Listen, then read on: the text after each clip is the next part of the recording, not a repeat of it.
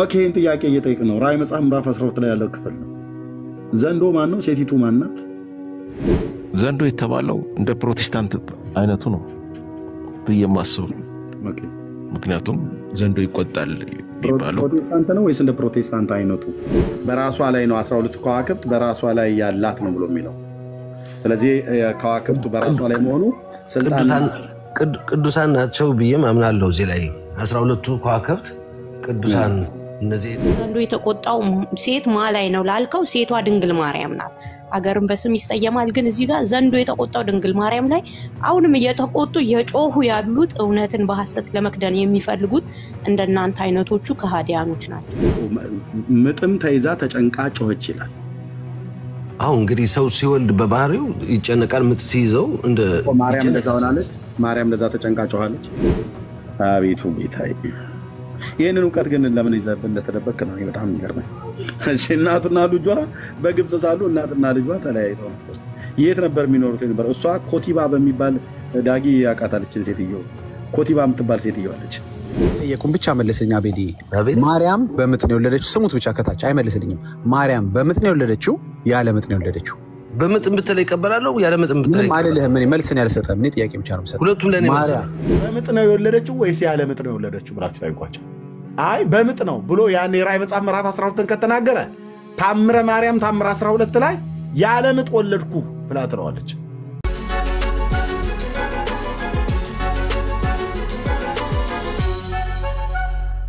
እዚህ አርእስት አድርገን የሆነ ነገር ይዘን ስንመጣ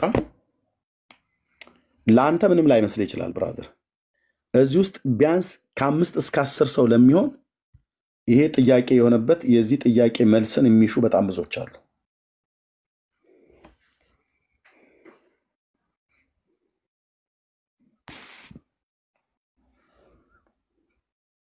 በሙሉ አሁን ሐሰተኞቹ ዘንዶ ፕሮቴስታንቱ የሚባለው ሃይማኖት ነው፣ ሴቲቱ ማርያም ናት ብለው ሰብከዋቸዋል።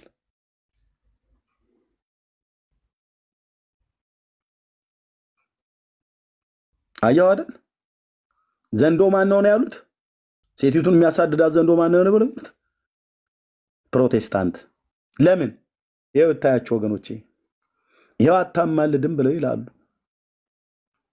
አታማልዱም ብለው ስላሉ ነው ዘንዶ የሆኑት ብለህ ስትላቸው፣ አዎ ተነስተውባት ዘንዶ ተቆጥቶባት ዘንዶ ከነ ልጆቹ ይወዳሉ። ዘንዶ እባቡ ዘንዶ እንደዚህ አለና ዘንዶ እንደዛ ብሎ ዘንዶቹ እና ዘንዶ ምናምን ነገር ይሉላል። ይሄ ዘንዶ አምትውልድ እንገልልሃለና በጌታ በኢየሱስ ስም። ዘንዶና ሰውን እንኳን ለይቶ ያውቁ ማለት ነው። ዘንዶ እና ዘንዶ እንትን አለና ምናምን ነገር ይላል። ዘንዶ አምትውልድ እኮ አልኩ። እንገልልሃለን፣ ዘንዶን እንገልልሃለን። የተባረከው ጌታ ኢየሱስ ክርስቶስ እኛው ስላለ ማለት ነው። እና ፕሮቴስታንቱ ዘንዶ እና ዘንዶ ምናምን ነገር ይላል። ባልቴት ሁሉ እኮ ተነስቶ ነው ቀሚሷን ሰብስባ ሽንሽኗን እንትን ሊጧን ሰውነቷ ላይ እየጠረገች እንግዲህ እናንተ ቤንጤዎች እመቤታችን ላይ የተቆጣችሁ ዘንዶች ምናምን 666ቶች አይሻልሽም? 777 888 999 እንደዛ አይሻልም? ተረታም ትውልድ። ኦኬ ይሄ ቃል ያለው በራዕይ መጽሐፍ ምዕራፍ 12 ላይ ነው እንደምታውቁት።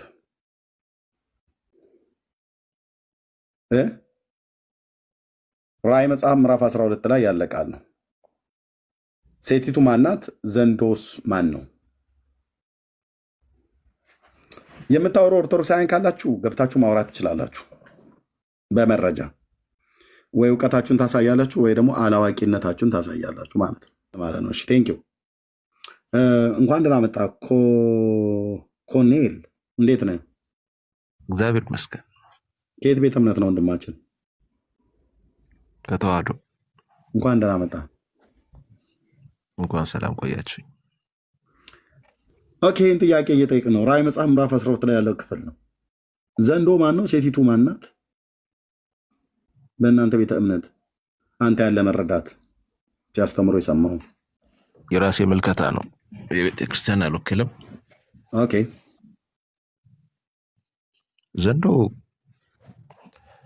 ዘንዶ የተባለው ለምሳሌ እንደ ፕሮቴስታንት አይነቱ ነው ብዬ የማስበው። ኦኬ ምክንያቱም ዘንዶ ይቆጣል የሚባለው ፕሮቴስታንት ነው ወይስ እንደ ፕሮቴስታንት አይነቱ? ፕሮቴስታንት ብቻ ሳይሆን ሌሎችም አሉ ድንግል ማርያምን እንትን የሚሉ የሚጣሉ የሚያንኳስሱ በሷ የሚቀኑ በአጠቃላይ ማለት ነው። ስለዚህ ፕሮቴስታንቱም ጨምሮ ማለት ነው። ፕሮቴስታንትን ጨምሮ ማለት ነው። ኦኬ ሴቲቱ ያው ማርያም ናት፣ ግልጽ ነው፣ ድንግል ማርያም ናት። ኦኬ እሺ ዘንዶስ ጭንቅላት ላይ ያለው 10 ቀንዶች ምንድን ናቸው? ወጣህ?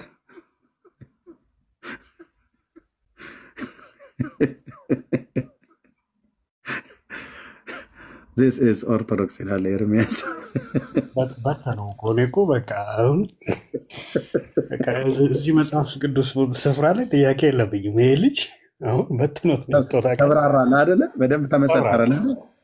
ኧረ አበጠረው አመሰጠረው ሚስጥሩ ምናምን በቃ ተገለጠ። ፍትት የራቀውን አቀረበው የቀረበውን አንቦረቀቀው አይነት ማለት ነው።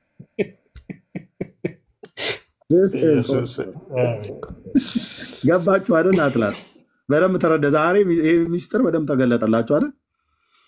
ዘንዶ ፕሮቴስታንት ነው አይደል? ሴቲቱ ማርያም ነች። ዘንዶስ ጭንቅላት ላይ ያለው 10 ቀንድ ነው የለም። ቻሉት እንግዲህ ዛሬ ወገኔ የወንጌል አማኝ ነው። እስቲ ሌሎች ኦርቶዶክሳውያን የሆነ ፈንዲሻ ምናምን ነገር ያዙ፣ ቡና ያዙና ተሰማለ። ከዚህ በኋላ የሚያጥወለውል ትርጓሜ ተሰማለ ከኦርቶዶክሳውያኑ።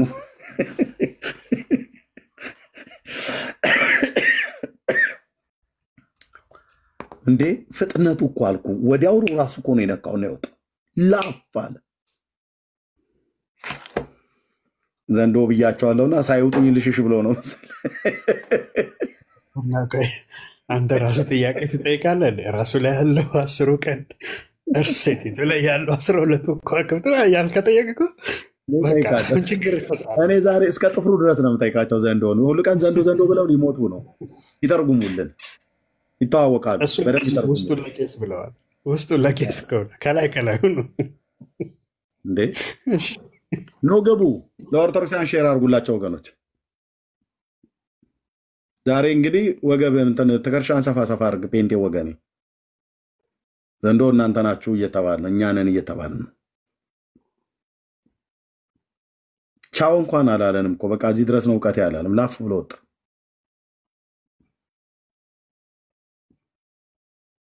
ማናት እቺ ሴት? ማን ነው ይሄ ዘንዶ? ራእይ 12 ላይ ያለው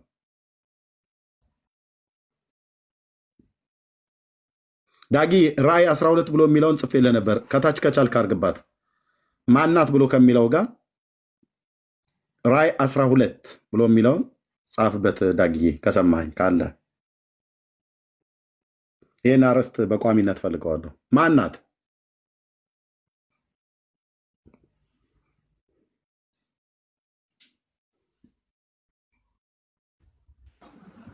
ኤርሚ። አቤት እህትዬ።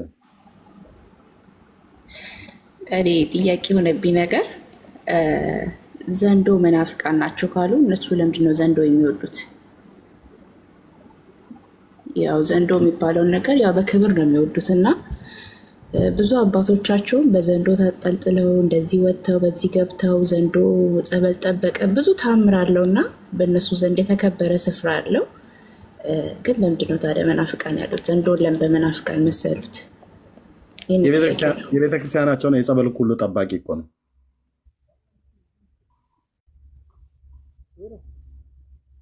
እሺ ኤፍቢአይ ስምን አስተካክል አንተ እታች ረድ። ይሄ የአሜሪካ የደህንነት መስሪያ ቤት ነው። ዝም ብለህ እዚህ አታስጠራ። እታች ረድ። ፀጉርን የፈተልክ ጎረምሳ ሌላ ስም አታ ነው የማይመጥንህን ስም የተሸከምከው። ኦኬ ታብ ኮፒ ሊንክ ሼር አድርጉት ወገኖች። መጥተው ይንገሩን እስኪ እንስማ።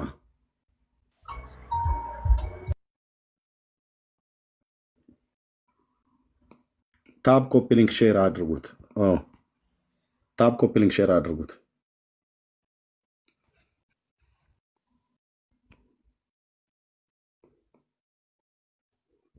ጸጋ ይብዛላችሁ። ታፕ ኮፒ ሊንክ ሼር ይደረግ። ሁለት ቦታ ፈልጋለሁ። በጣም ይቅርታ ስላስወረድኳችሁ። ኦኬ ዘንዶው ማን ነው? ሴቲቱ ማን ናት? ጥያቄ ለኦርቶዶክሳውያን ነው።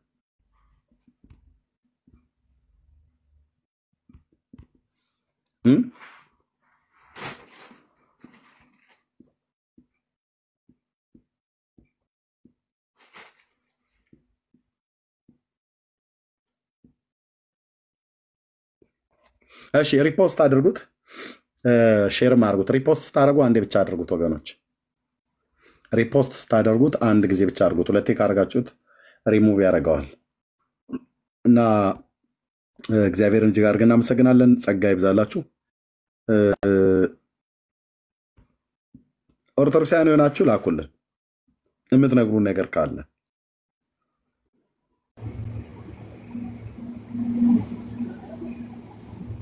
አቡሽ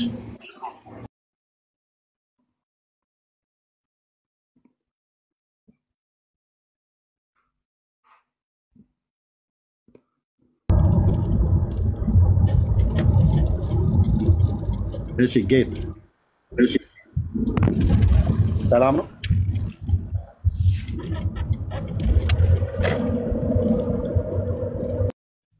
ኦኬ እሺ ራዕይ 12 ላይ ያለችዋ ሴትና ያለው ዘንዶ ማን ነው? በአብርሃም አምላክ በእግዚአብሔር ፊት ልንገራችሁ ወንድሞች እናቶቼ፣ የኦርቶዶክስ በዚህ ትምህርት ላይ ያላቸው በዚህ ቃል ላይ ያላቸው ትርጓሜ ውልክፍክፍ የሆነ ትርጓሜ ነው። ውልክፍክፍ አንድ ሰው ባገኝ እንዴት የተወላከፈ ትምህርት መሆኑን ቁጥር 1 2 እና 3 ብቻ ሲተረጉሙት ምን እጅ ግር የሌለው ተብሎ እንደሚባል አይነት እንደሆነ ታዩታላችሁ። ደጋግሜ እኔ በዚህ ጉዳይ ላይ ተናግሬበታለሁ። ዳግሻይ ከቻልክ ራዕይ 12 ብሎ የሚለውን ጽሑፍ እዚህ እንትኑ ጋር ጨምርልኝ። ማናት ብሎ ከሚለው በታች ለወደፊትም ስለምፈልገው ድጋሚ አላሰራም። ቴንክ ዩ። ኦኬ አሁን ቅድም እንደተናገረው ነው አብዛኞቹ ብለው የሚሉት ዘንዶ ፕሮቴስታንት ነው ይሉሃል። እንዴት እንደሚፈሩን አጠይቀኝ። ጌታ ኢየሱስ ምስክር፣ እንዴት እንደሚፈሩ ኦርቶዶክስ ሆኖ ጴንጤን እንደሚፈራው ጴንጤ ሆኖ ኦርቶዶክስን የሚፈራ ያለ አይመስለኝም። እሺ ድንግል ማርያም ናት። አቤል ና አውራ ታዲያ ና እስኪ አውራ አቤል። ኤርሚዬ ሰላም ለዚህ ቤቱ እንዴት ናችሁ? ደህና ነን እግዚአብሔር ይመስገን። እንዴት ነህ አቤል? እግዚአብሔር ይመስገን። እኔ የተማርኩት ድንግል ማርያም እንደሆነች ነው እና እውነት ነው ትርጉሙም ሁላ ነበር። ሰባት ራስ ማለት ምን ማለት እንደሆነ ዘንዶ ማን እንደሆነ እሱን በትርጉም ራሱ መጽሐፉን ያስቀመጥኩበት ጠፍቶኝ ነው እንጂ ከድንግል ማርያም ጋር የሚያያዝ ነው። ታስታውሰዋለህ አይደል? መጽሐፉ ቢጠፋብህም መቼም ባይምሮ ያስከው ነገር አዎ ባይምሮ እንደዛ ጥሩ ያ አሁን ሴቲቱ ማናት አሉ? ዘፍጥረት ያለው እባብና ዘንዶ የሚለው እዛ ጋር እንደሚገናኝ ነው የማስታውሰው። ኦኬ ኦኬ። እስቲ ደግሞ ትምህርቱን ካንተ ደግሞ ለስማታችሁኝ። አይ ቆይ ታች ሆነ ሳይሆን እዚሁ ጥያቄ ሲል ጠይቀህ እዚሁንና ማለት ቀለል አድርገን እንጠያየቅ። መልካም እና ያንን ብለው የተረጎሙትን አንተ አመንከው? አዎ ተዋጠልኝ ማለት እባቡ አሁን የቀደመው እባብ ሔዋንን ያሳሳታት ነው። አሁን ደግሞ የወደቀው እባብ ኢየሱስ ክርስቶስ የዳቢሎስን ስራ ሊያፈርስ ተገለጠ ስለሚል ዳቢሎስ እንግዲህ የሚለው እንግዲህ መንፈሱን ነው በውስጣችን ያለውን ሲያፈርስ ሲገለጥ እንግዲህ ከሷ ተወልዶ ነው እና ስለዚህ እባቡም ያ እባብ የሚያስተው እባብ ዛሬም ወንጀለኞች ስለሆነ መቼም በምድር ላይ ወድቋል ብዬ አምናለሁ። ሶስት ወንጀለኛ ነው። ወደ እባቡን ጀምር ወይስ ከሴቲቱን ጀምር? ከእባቡ ሲንጀምረው። እሺ ከእባቡ ስንጀምር እዚህ ጋር ቁጥር 3 ላይ ነው። ያው ቁጥር 3 ላይ ነው ያለው ራእይ 12:3 ከዛ የፈለክበት ቦታ መሄድ ትችላለህ። ዘፍጥረት 3 ላይ ያለው እባቡ የተባለ። እሺ ሌላም ምልክት በሰማይ ታየ፣ እነሆ ታላቅ ቀይ ዘንዶ 7 ራሶችና 10 ቀንዶች ነበሩት፣ በራሶቹም ላይ 7 ዘውዶች ነበሩት። ማነው ዘውዶች ነበሩ። ጅራቱም የሰማይን ከዋክብት ሲሶ እየሳበ ወደ ምድር ጣላቸው። ዘንዶም ሴቲቱ በወለደች ጊዜ ሕፃኗ እንዲበላ ልትወልድ ባላት ሴት ፊት ቆመ ይላል። ኦኬ ይሄ ዘንዶ ቀይ ዘንዶ ነው። ስንት ራሶች አሉት ይላል? 7 ራሶች 7 ሀገራት እንደሆኑ ነው የሚናገረው። 7 ምንድን ናቸው? 7 ራሳት የሚለው ግዛቶች፣ ራስ የሚለው እንደ ግዛት ነው የሚያመለክተው። እና 10 ቀንዶችስ የሚለው ያው ቀንድም ካለ እንግዲህ ግዛት ነው፣ የሀገሮችን ግዛት ነው። ለምሳሌ ሄሮዶስ አሁን ወርዶ ሲያስተዳድር የነበረው እስራኤልን እሱ ሮማዊ ነው። እንደዚህ አይነት ግዛቶች የሚያስተዳድሩት ነው። አሁን እሱ ተወልዶ ሳለ ሲያሳድዳቸው የነበረ ሄሮዶስ ነው። ሄሮድስ በዚያን ጊዜ ስንት ሀገራትን ነበር የሚያስተዳድር የነበረው? እንግዲህ ዓለምን ነው የሚያስተዳድረው እኮ እሱ። እስራኤልን እንግዲህ ከሮም ተነስቶ እዛ ብዙ ህዝብ የሚኖርበት የሙሴን ተውራ የሚማሩ ሰዎች ናቸው። ከብዙ ሀገራት ነው የሚመጡ። ኦኬ ስለዚህ ታዲያ ሄሮድስ በሚገዛበት ጊዜ መላውን ዓለም ሳይሆን ያው በሜዲትራኒያን ባህር ዙሪያ ያሉ ሀገሮችን፣ ሰሜን አፍሪካን፣ ዌስተርን ኤዥያን፣ ሳውዘርን ኤሮፕ እነዚህን ሀገራት ሮም ትገዛ ነበር። አዎ ተማሪዎችም ራሱ መጽሐፉን ሊማሩ የሚመጡት ህግ የተሰጠው የሙሴን ከአረብ ሀገራት ከተለያየ ሀገራት ይመጣሉ። ራሳት ስለነሱ አይደለም የጠየቁ። እነዚህ 10 ቀንዶች የተባሉት ሀገራት ናቸው አይደል? ሀገራት ናቸው። እነዚህ ሀገራት ቀዩ ዘንዶ የነገሰባቸው ሀገራት ናቸው። ያው ዘንዶ የሚለው እንግዲህ የሚያሳድደውን ክርስቶስን ወገን ነው። እንግዲህ ዘንዶ ማለት ስታየው ጥሬ ሊትራሊ የሆነ ዘንዶ ሳይሆን ያ መንፈሱ ነው። እሺ 7ቱ ራሶችስ ምንድን ናቸው? 10 ቀንዶች ሀገራት ከሆኑ 7ቱ ራሶች ምንድን ናቸው? ገዥ ሆነ 10 ሀገራት ላይ ነው ገዢ ሆነ ወይስ 7ቱ ሀገራት? ተዋጊ ማለት ነው፣ ጦርነት የሚያደርጉ ማለት ነው። ኖ ያልኩ 10 ሀገራት ላይ ነው ገዢ ሆነ ወይስ 7ቱ ሀገራት ላይ ነው ገዢ የሆነው ዘንዶ? እሱ 12 ቀንድ ያለው አይደለም የሚለው?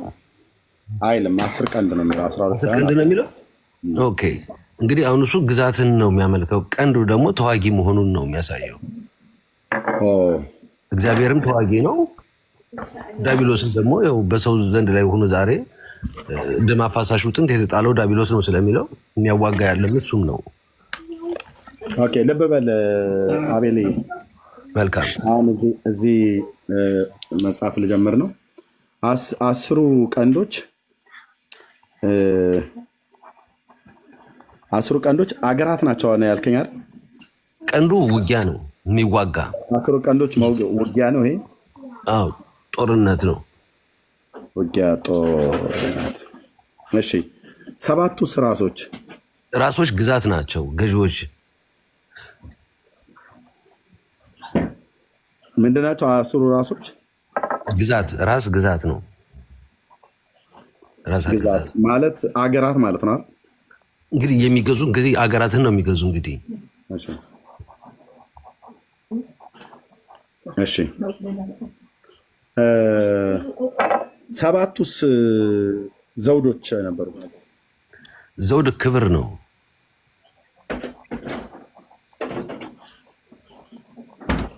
7ቱ ዘውዶች ክብር ናቸው። የዘንዶ ክብር ማለት ነው አይደል? እንግዲህ እሱ ላይ አልተረዳሁትም፣ ረስቼዋለሁ። ሚስት ለባሏ ዘውድና ስለሚል ዘውድ እንግዲህ መታጠቂያ ነው እንግዲህ። ስለዚህ የዘንዶ ክብር ብለን በለው ታዲያ አንተ እንደዛው እንደተረጎምከው የዘንዶ ክብር ነው ማለት ነው። ኖ እኔ ረስቼዋለሁ፣ እውነት ነው የምልህ ብዙ። ስለዚህ በጣም አንብቤው ነበረ ብዙ ጊዜ ሆኛል፣ ከ10 ምናምን ዓመት በፊት ነው። ማን እንደዚህ ብሎ የተረጎመልን ያስተማረ?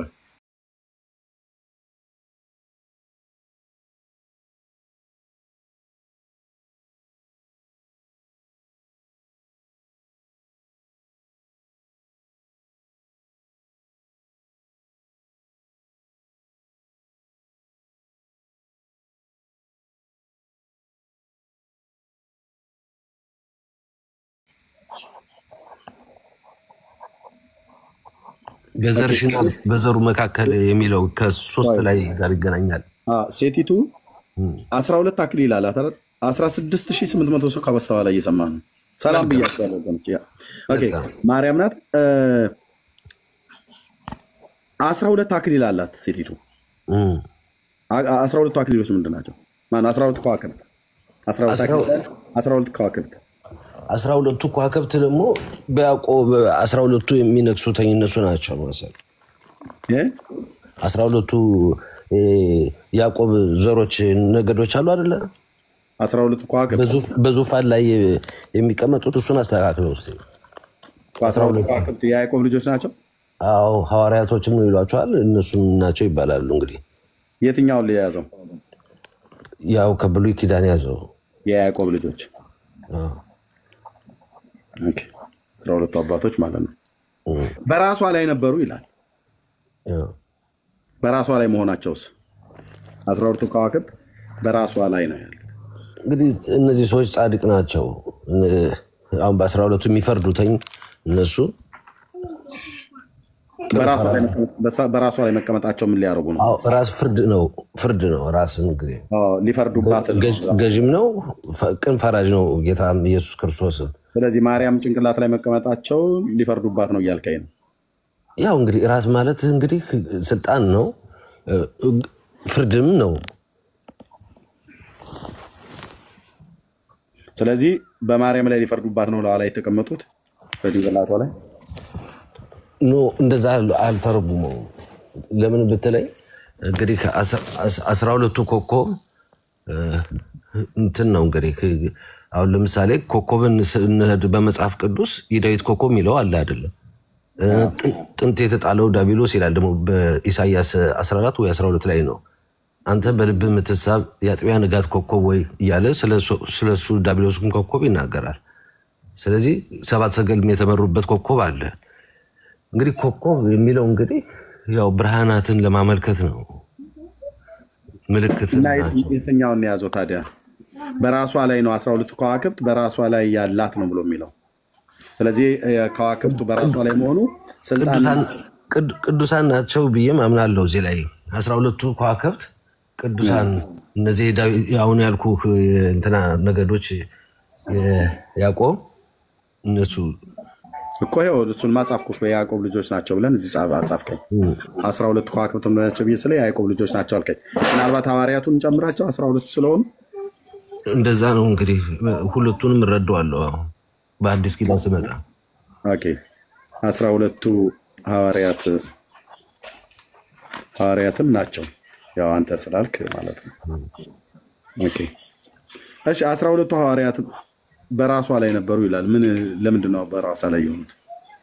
እንግዲህ ከሷ ስለተወለደ ነው። እንግዲህ ከሷ ስለተወለደ እውነተኛው ክርስቶስ እሱ ስለሆነ የ12ቱ ሐዋርያት ራሷ ላይ ነው የተቀመጡት። ምን ሊያደርጉ ነው ይሁዳ ራሷ ላይ የተቀመጡት? እንግዲህ የሱ ወገን የተቀበሉ ስለሆኑ ናቸው። አሁን ምን ያሉ እሱን ክርስቶስን እውነተኛውን ክርስቶስን የተቀበሉትኝ እኮ ራሷ ላይ ምን ያደርጋሉ ነው? ራሷ ላይ እሷ ራስ ላይ በራሷ ላይ ነው ብለው ፍርድን ነው ቅን ፍርድን ይቀበላሉ። ፍርድን ሊቀበሉ ነው ወይስ ሊፈርዱባት ነው?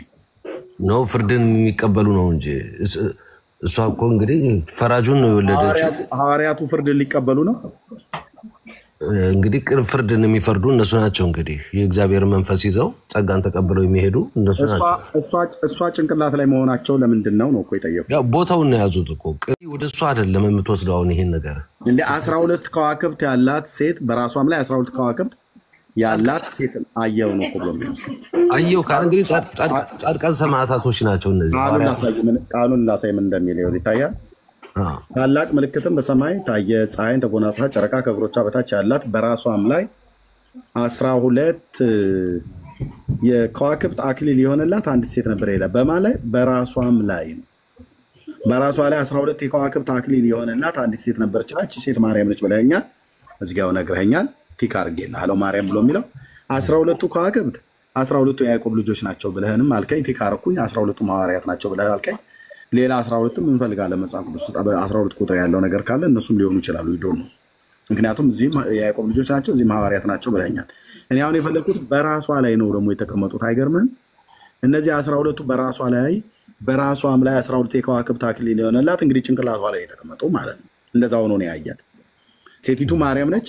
ስለዚህ የያዕቆብ ልጆች ናቸው ወይስ ሐዋርያቱ ናቸው ብዬ ጠየቅኩህ። ሁለቱም ናቸው አልከኝ። ለምንድን ነው ብዬ ስለ በራስ ላይ መቀመጥ ማለት ስልጣንና ፍርድ ነው የሚያሳየው አልከኝ። ሁለቱም ቦታ ላይ ነው።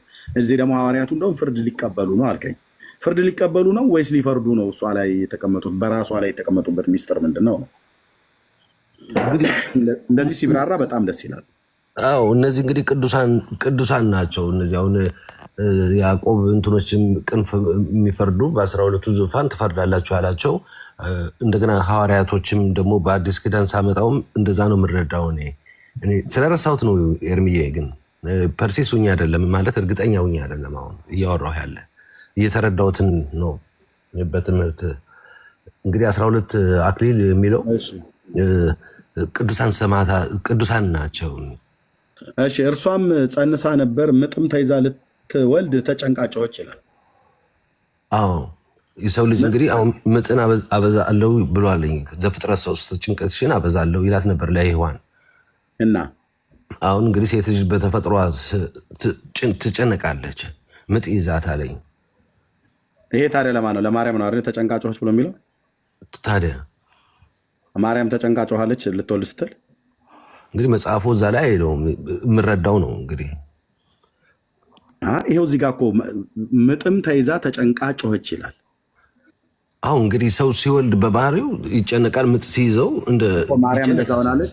ማርያም እንደዛ ተጨንቃ ጮኻለች ልትወልድ ስትል መጽሐፉ አይደለም። ማቴዎስ ምዕራፍ 2 ላይ እንደወለደች ነው ሰብአ ሰገል እንደሰገዱላት ነው የሚናገረው እዛ መጽሐፍ። እኔ አልጠየኩም። ይሄ ክፍል ምጥ ተይዛ ተጨንቃ ጮኸች ይላል እና ይሄ ክፍል ለማርያም ነው አይደለ የሚነገረው? ለማርያም ነው እንግዲህ። ስለዚህ ማርያም በወለደች ጊዜ ምጥ ተይዛ ተጨንቃ ጮኻለች እያልከኝ ነው? ያ እንግዲህ እንደዛ ነው የምወስደው። ኦኬ ማርያም ተጨንቃ ጮኻለች፣ ይሄ ማርያም ነው ማለት ነው። ቤተክርስቲያን ግን ማርያም በወለደች ጊዜ አልተጨነቀችም አልጮኸችም ብላ ደግሞ ታስተምራለች። ያለ ምጥ ነው እንደውም የወለደችው ጌታ። ያ እንግዲህ መረጃው እንግዲህ በተፈጥሮ ሰው ልጅ ይጨነቃል ሲወልድ ምጥ ይዟል። አይ ቤተክርስቲያንህ ይሄንን እንደዚህም ብላ ትላለች። እዚህ ጋር ማርያም ነች ተጨንቃ የጮኸችውን ብላ ትላለች። ከዛ ደግሞ ታምረ ማርያም ላይ ደግሞ ነው ያለ ምጥ ነው የወለደችው ይላል። አልተጨነቀችም አልጮኸችም ትላለች። የትኛው ነው ትክክል? ተጨንቃ ጮኸች ወይስ ሳትጨነቅ ጮኸች? ሳታምጥ ወለደች ወይስ ተጨንቃ አምጣ ወለደች? እንግዲህ እንደ ህሊና የምቀበለው እንግዲህ ምጥ የሚለውን ነገር እቀበለዋለሁ። ለምን ብትል አንድ ሰው ሲወልድ አምጦ ተጨንቀው ነው የሚወልዱት። ስለዚህ ማርያምን ተጨንቃ ነው የወለደችው ማለት ነው። ሐዋርያው ጳውሎስ ተፈጥሮ ያስተምራችሁ ይላል። ከተፈጥሮ ከሴቶች ስናየው አምጠው ተጨንቀው ይወልዳሉ። ታዲያ ኦርቶዶክስ በምጥ ተጨንቃ አልወለደችም ብለው የሚሉትስ? እንግዲህ እነሱ ደግሞ መረጃቸው ደግሞ ሊያሳምን ይችላል። እንግዲህ በጸጋ ዝም ብሎ መውለድ አለ ለምሳሌ፣ ያንን ደግሞ ሊሉ ይችላሉ። እኔ በሁለቱም አቤል ግን አሁን የእውነት አሁን በቃ መንፈሳዊ ነገር እያስረዳ ነው አይደል? አዎ እኔ ስረዳው ህሊና የሚያስረዳኝ እሱ ነው። የሰው ልጅ በተፈጥሮ ተጨንቆ ይወልዳል የሚለውን እቀበለዋለሁ። ማንም ሴት ሳልጨነቅ ወልጃለሁ የምትል ካለች እንግዲህ ከመቶ አንድ ሊኖር ይችላል። አይ ኦርቶዶክስ አንዳንድ ሰዎች ያወሩ ሰማለሁ ሳልጨነቅ ወለድኩኝ የሚሉ አሉ። ስለዚህ ማርያም ተጨንቃ ነው የወለደችው ወይ ሳትጨነቅ ነው የወለደችው? እሱም በአራት ነጥብ ይሄ ነው ልለው አልችልም። ሁለቱንም እቀበለዋለሁ። እሺ እንተው። አሕዛብን ሁሉ በብረት በትር ይገዛቸው ዘንድ ያለውን ወንድ ልጅ ወለደች፣ ልጇም ወደ እግዚአብሔርና ወደ ዙፋኑ ተነጠቀ ይላል። እንግዲህ እሱ ኢየሱስ ክርስቶስ ነው ብዬ ነው የማምነው። በብረት አሕዛብን በብረት ሴቲቱ ደግሞ ከ1200 ቀን በዚያ እንዲመግቧት በእግዚአብሔር ተዘጋጅቶላት ወደ ነበረው ስፍራ ወደ በረሃ ሸሸች ይላል። በረሃው እንግዲህ እሱን ከወለደች በኋላ ወደ ግብፅ የተሰደደችው በረሃ ነው። ናይስ። ይሄ ነው እንደዚህ አይነት ተርጓሜ ነበር እኔ ጠብቄ ነበር። ኦኬ ያንዳንዴ ካልጠበቁት ሰው ነው መልስ የሚገኘው። ኦኬ ወደ ግብፅ የሄደችበት ነው አይደለ? ያው ሄሮዶስ ያሳደዳቸው እነ ሰሎሜ ምናምን ነው ወደዛ እነ ዮሴፍ ነው የሸሹበት በበረሃ አንድ ዓመት ከ6 ወር እንደተቀመጠች ነው ምረዳው እዛ ላይ። ኦኬ ወደ በረሃ መሸሿ ወደ ግብፅ የተሰደዱበት ነው። ወደ በረሃ የሸሹበት ወደ ግብፅ የሄዱበት ነው። እሺ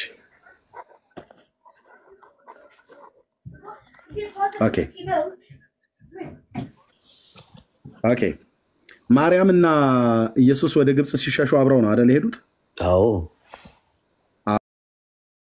አብረው ነው የተሰደዱት።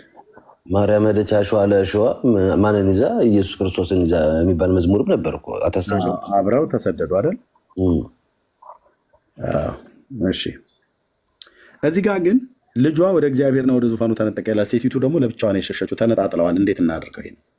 እንግዲህ እሱ ወደ አምላክ ነፍሴን ተቀበላት ሲል ወደ አምላኩ ነው ሄደ። እኔ በሄድ ይሻላችኋል ያላቸው እሱ ነው። እንግዲህ መንፈስ ቅዱስን ይለቅላችኋል ያለ እሱ ነው። አቤል ፕሊስ እየራራህልን በእውነት ምህረት እያደረክልን እኔ የምረዳውን ነው እኮ እንግዲህ ኤርሚዬ አንተ የምትረዳውን ስትነግረን እንደ እግዚአብሔር ቃል ነው አይደል መሆን ያለበት። እዚህ በጣም ብዙ ህዝብ ተከማችተዋል። እውነቴን ነው የምልህ። እኔ አንተ ነው ማዳምጠኝ፣ ሰው አልመለከትም እኮ አንተና ቃሉን ነው የምሰማ ነው እንዴ። ወደ 17800 ነው ምናምን ነገር ህዝብ ነው እዚህ እየሰማን ያለው። ኧረ እኔ ማምላክን ነው የምልህ። ኦኬ እዚህ ጋር ኢየሱስና ማርያም አብረው ነው የተሰደዱት። አዎ ላግዝህ ማቴዎስ 2 ላይ ነው አይደል እንደዛ ብሎ የሚለው።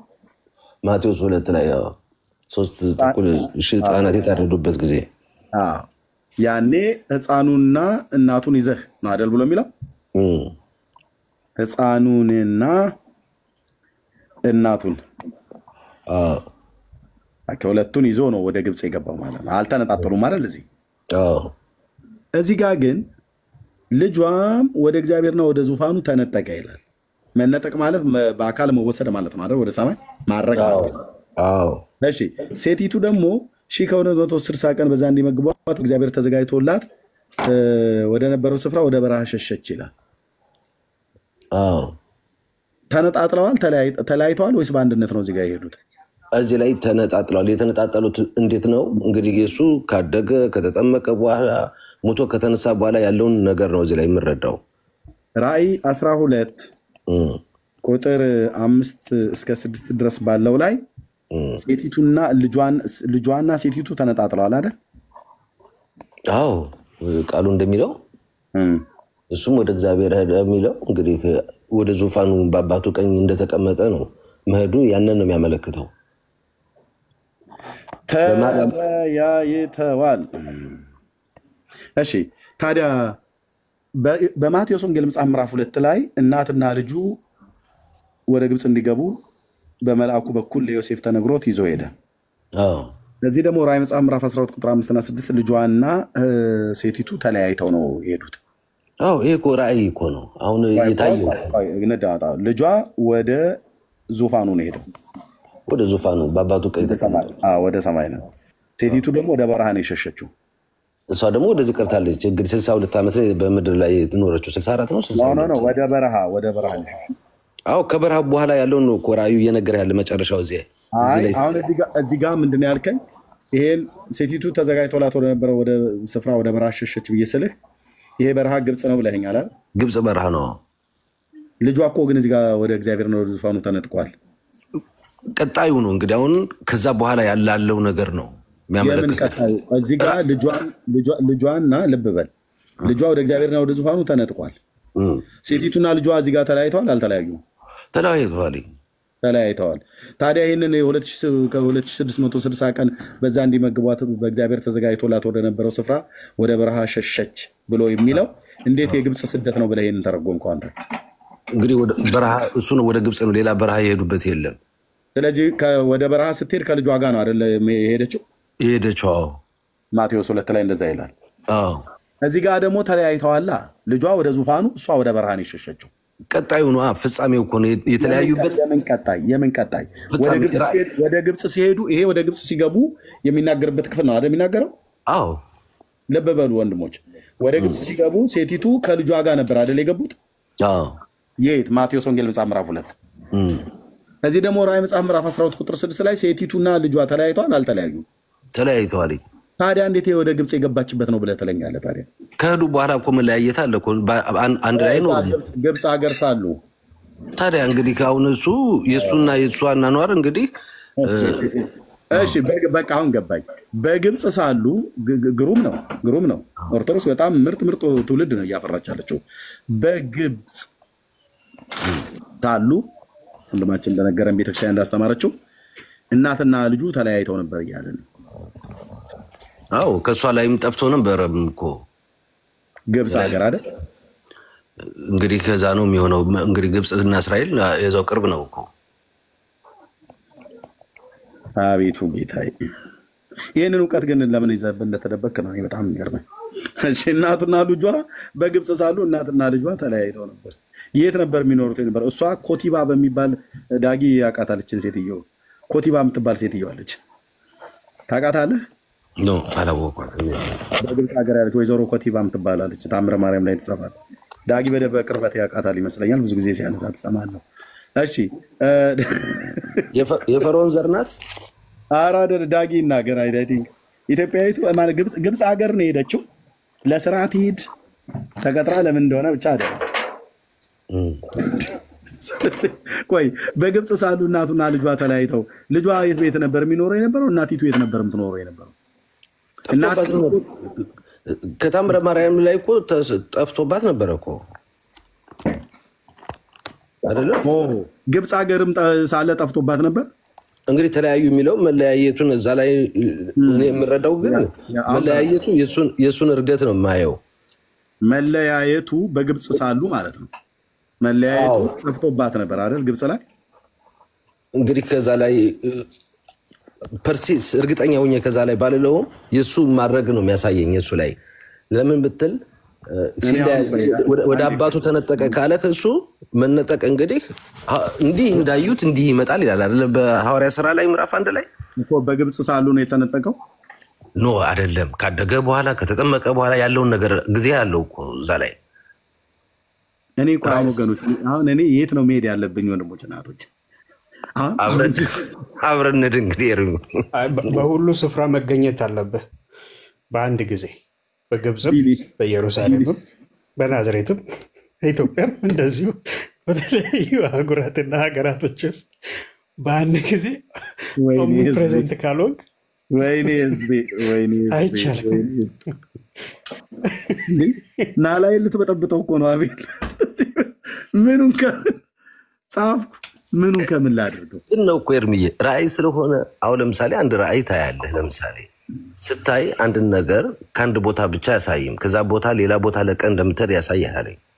ቆይ ዳጊ እስቲ እዚህ ላይ የሚለው ነገር ካለ አይ ቲንክ ወይዘሮ ኮቲባን እኔም አውቃታለሁ። በእርግጥ ታምረ ማርያም ላይ የተጻፈች ኦርቶዶክስ ነች ያሳወቀችን። ዳጊታ የምትለው ነገር አለ።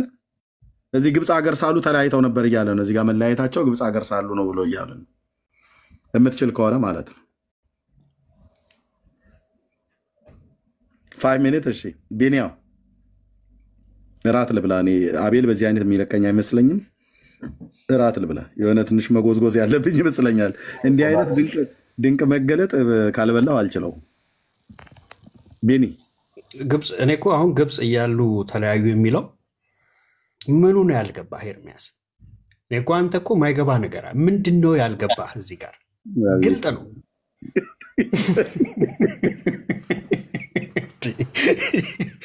ድሮም ኦርቶዶክስ ቤት አንተ ሚስጥር ለምደ ነው ግልጽ የሆነ ነገር የማትቀበል።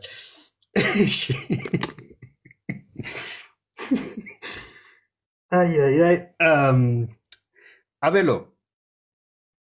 ምድራችን ላይ መዓት መምጣቱ እኔ ሲያንሰን ነው ያው አውሩ ራትን ብላ በቃ እኔም ልውረድ። ከቢኒ ጋር አውሩ። አይ ሀሳቡ በጣም አንሸራሸሩት። እኔ አዳዲስ መረዳት ነው ዛሬ ያገኘሁት። አቤሉዬ ከኔ ጋር እንቀጥለው። ኖ አንተ እሱ በቅንነት ነው የሚናገረው፣ እኔ የምሰማው። አንተ ግን ትንሽ ጥሩ አይደለም። እኔ አልቀበልህም። ትምህርቱ አትቀበለኝም። እኔ መልካም ሰው ነው። አቤል ምን አድርጌ ያስቀየምኩ ነው? አላስቀየምኩም ማለት የሰውን አታስጨርስም። እንደ ኤርሚያስ አንድ የሰውን ሀሳብ አትቀበልም። የራስን ብቻ ነው ማንጸባረቅ ምትፈልግ።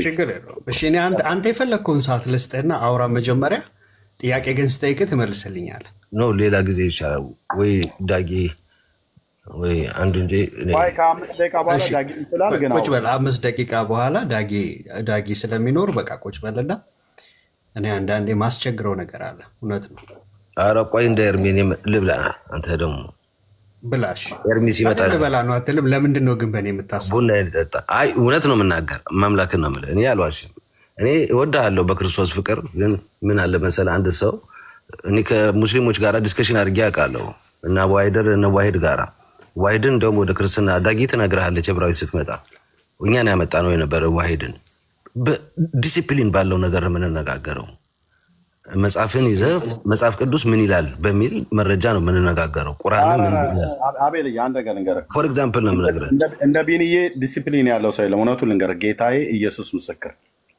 በጣም ይሄንን አስመረኝ እነግርሃለሁ በጣም በጣም በጣም ካልም የሆነ በጣም ጨዋ ወንድም ነው አውራው ብራዘር ጊዜ ስጠኝ አስጨርሰኝ ብለህ ካልክ ያስጨርሳል እንጂ አውራው እኔ ከአንድም ሁለቴም አየሁት እኮ ሰው ልጅ እኮ አይተህ ነው እኔ አይ ዶንት ኖ ብቻ እግዚአብሔር ለማንኛውም የጀመርከውን የሆነውን እንቀጥለው እኔ አሁን ለምኜህ ላውራ አቤል ኖ አይደለም ሌላ ጊዜ ኤርሚ እንትን ሲል እንደ እግዚአብሔር ፈቃድ ሌላ ጊዜ ይሻላል እሺ ችግር የለውም በቃ ሚውት አድርግና እዚሁ ቁጭ ብለህ ቡና ጠጣ አንተም ትንሽ ምግብ ብላ ኤርሚያውም እንደዛው እያደረገ ስለሆነ ማለት ነው ኦኬ አንዳንዴ ኳስ ምናልባት አስቸግሬው ሊሆን ይችላል ጠንከር አድርጌ ተናግሬዋለሁ ማለት ነው አቤል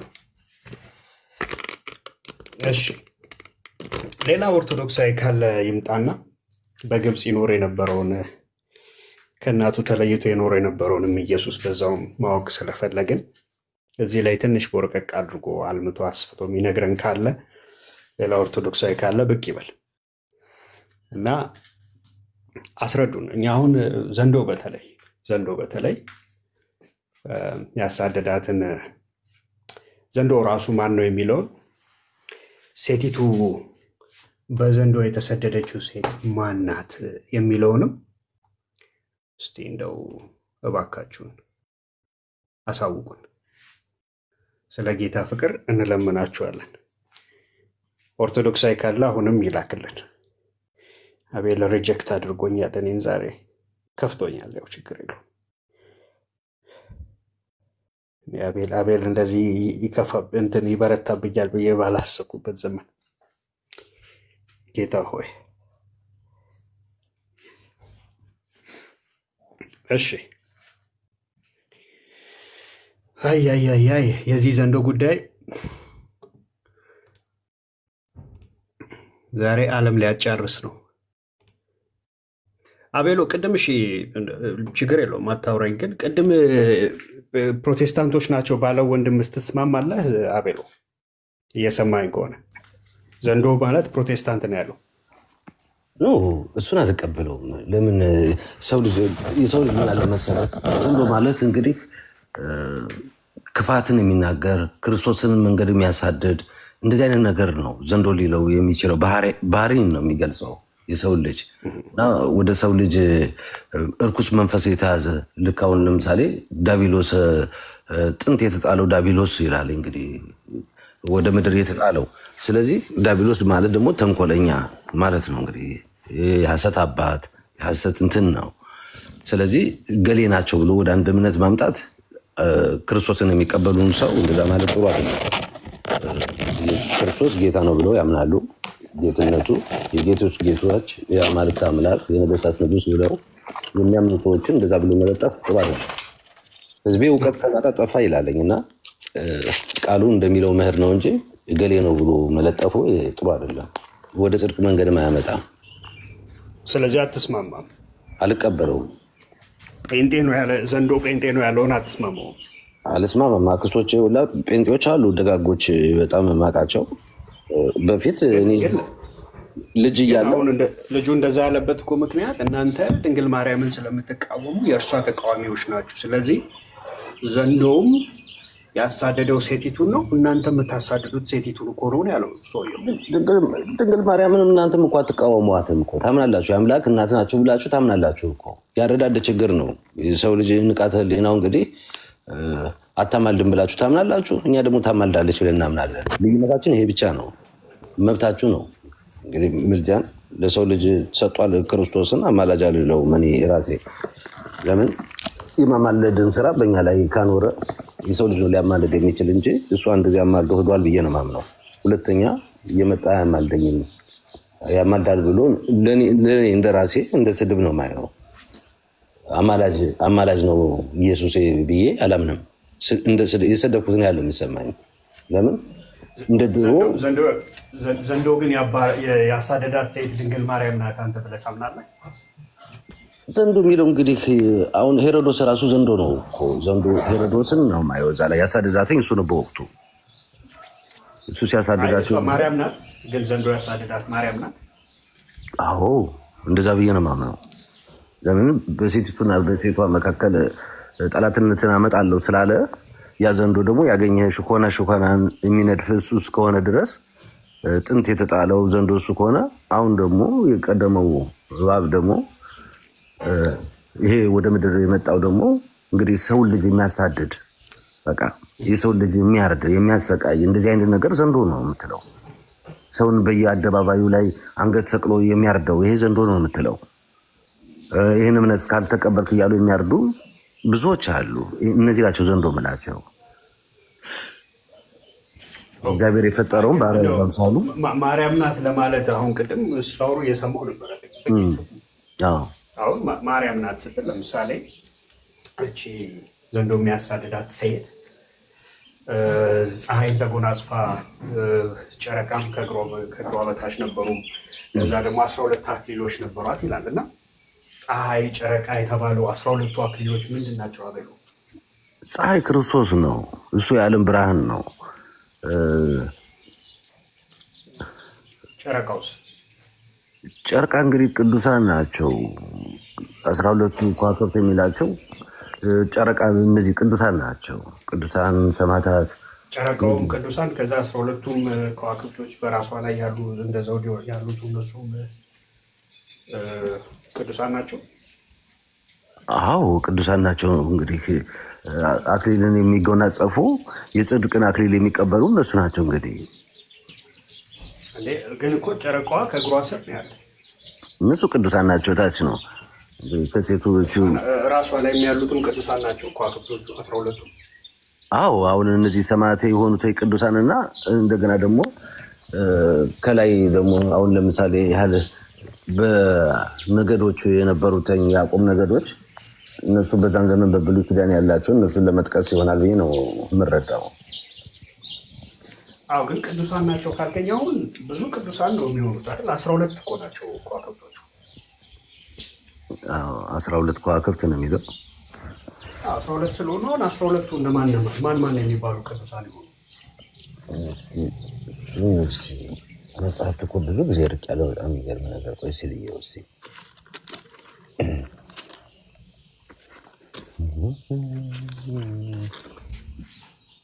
ራእይ 12 ላይ መሰለኛል ይልቃል።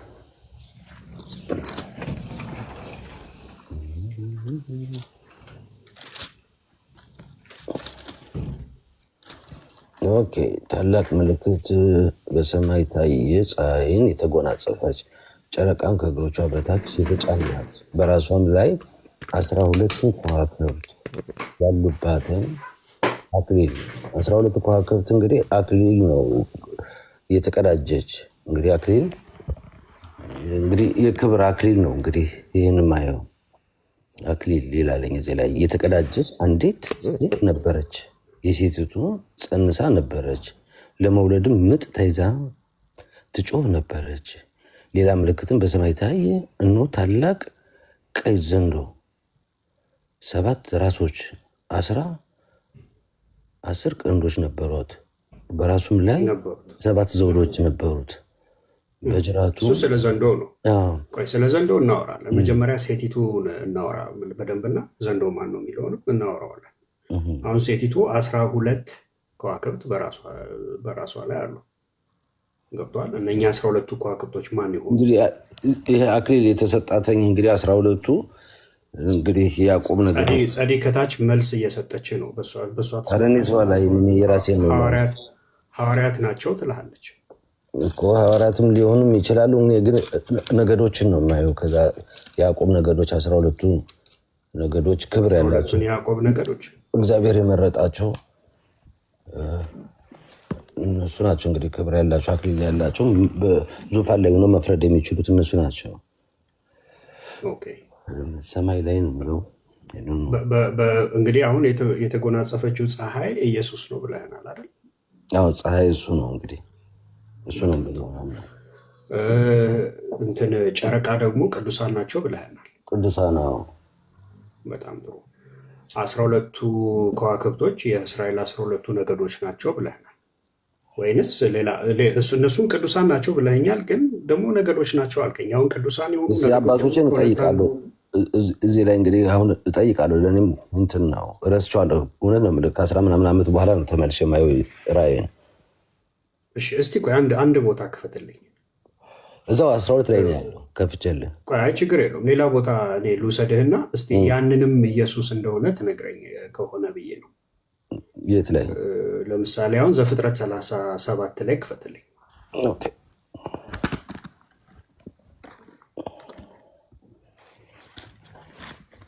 ዘፍጥረት 37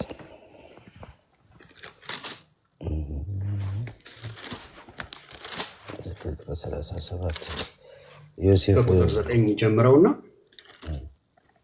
35 36 37 ከቁጥር ስንት ላይ? ከቁጥር 9 ጀምሮ ቁጥር 9 እና 10 እስቲ አንብቡ። የዮሴፍ ታሪክ የሚናገረው ነው አይደል? አዎ የዮሴፍ ታሪክ ነው። አንተ እርጅና መጥቷል መሰለኝ።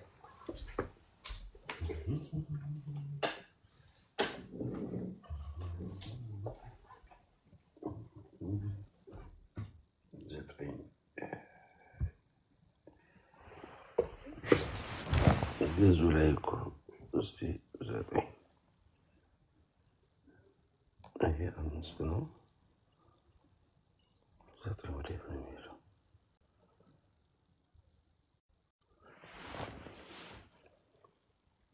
አስራ 3 ነው ይሄ። እስኪ ከ5 ጀምሬ ላንብልህ። እንትን 9 አልታየኝ ያለ 9 ታውቃለህ? ጨለማ ነው እባክህ። ዮሴፍም ህልም አለመ፣ ለወንድሞቹም ነገራቸው። እርሱም አላቸው እኔ ያለምኩትን ህልም ስሙ። እነሆ እኛ በእርሻ መካከል ነዶ ስናስር ነበረ። እነሆ በእኔ ነዶ ቀጥ ብላ ቆመች። የእናንተ ነዶ የእኔ ነዶ ቀጥ ብላ ቆመች። ቀጥሎም የእናንተ ነዶዎችም በዙሪያ ከበዋል። እነሆ በእኔ ነዶ ሰገዱ። ለእኔ ነዶ ሰገዱ። ለእኔ ነዶ ሳይሆን ለእኔ ነዶ ጨለማ ስለሆነብኝ ነው። አንብብልህ፣ እኔ አንብበው አንብብልህ። እግዚአብሔር ያውቃል። እሺ ችግር የለውም። ከቁጥር 5 ጀምሮ ላንብብልህ። አይን ካስቸገረ አንዳንዴ ሲነጋ መብራቱ በርቶ ድብዝዝ ያለ ነው ታውቃለህ? ድብዝዝ አለ። እሺ ችግር የለውም። ዮሴፍም ህልምን አለመ፣ ለወንድሞቹም ነገራቸው። እነርሱም እንደገና በብዙ ጠሉት። እርሱም አላቸው እኔ ያለሙትን ህልም ስሙ። እነሆ እኛ በእርሻ መካከል ነዶ ስናስር ነበርና፣ እነሆም የእኔ ነዶ ቀጥ ብላ ቆመች፣ የእናንተም ነዶች በዙሪያ ከበው እነሆ ለእኔ ነዶ ሰገዱ። ወንድሞቹም በእኛ ላይ ልትነግስብን ይሆን ወይስ ልትገዛ ይሆን አሉት። እንደገናም ስለ ህልሙና ስለ ነገሩ ይልቁን ጠሉት። ደግሞም ሌላ ህልምን አለመ፣ ለወንድሞቹም ነገራቸው። እንዲህም አለ እነሆ ደግሞ ሌላ ህልምን አለሙ። እነሆም ፀሐይና ጨረቃ 11 ከዋክብትም ሲሰግዱልኝ አየሁ። ለአባቱና ለወንድሞቹም ነገራቸው። አባቱም ገሰጸው እንዲህም አለው ይህ ያለምኸው ህልም ምንድን ነው? በውኑ እኔና እናትህ ወንድሞችም መተን በምድር ላይ እንሰግድልህ ይሆን? ወንድሞቹም ቀኑበት። አባቱ ግን ነገሩን ይጠብቅ ነበር። አሁን እስከ 11 ድረስ አነበብኩልህ። ስለዚህ አሁን ዮሴፍ ያለመው ህልም ነበር አይደል? አዎ። ኦኬ ዮሴፍ ያለመው ህልም ላይ ፀሐይና ጨረቃ እንደዚሁም 11ዱም የእርሱ ወንድሞች ሰገዱለት ለዮሴፍ። አሁን ቅድም ፀሐይን የተጎናጸፈችው ፀሐይ የሚለው እርሱ ክርስቶስን ነው ካልከን እዚህ ጋር ያልከን ያለኸው አሁን ወደ ዮሴፍ ደግሞ ህልም መለስ ስንል ፀሐይ ክርስቶስ ከሆነ ፀሐይ ለዮሴፍ ሰገደ ወይንስ ክርስቶስ ለዮሴፍ ሰገደ? እሱ 12ኛ ነው። እሱ አሁን 11 ወቻለ የሰገዱ 12ኛው እሱ ነው። 12 ከዋክብት የሚለው ከዮሴፍ ጋር ጨምረን ነው 12 ነው። ግን ዮሴፍ ምን አለ? ፀሐይ ሰገደ ለኔ እኮ አለ። ፀሐይና ጨረቃ ለኔ ሰገዱ እኮ አለ።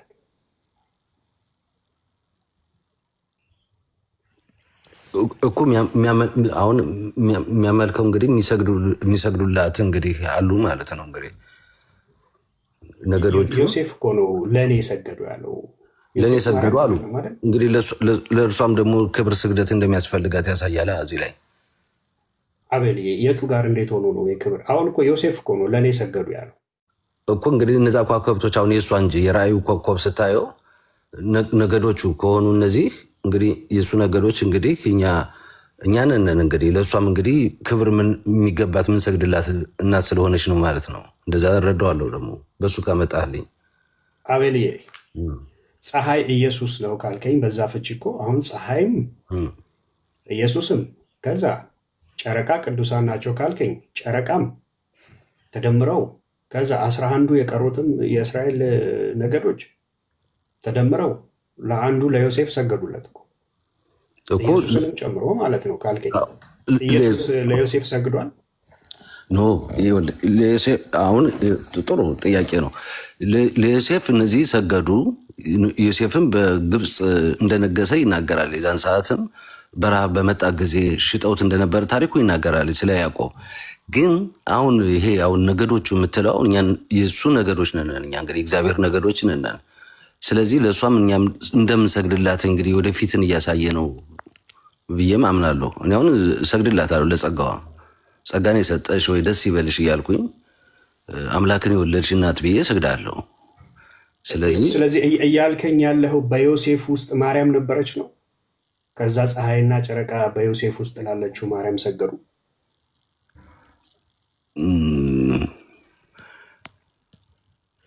እሱ ላይ እንግዲህ ካልገባህ አቤልዬ አይነው ይከብዳል። ይሄ አንተ አስቀድመ ይዘህ የመጣኸው አየህ የራእይ ትርጉም በእውነት መጽሐፉን አገልበጣ አድርገህ ስታየው በቃ አያስኬድህም።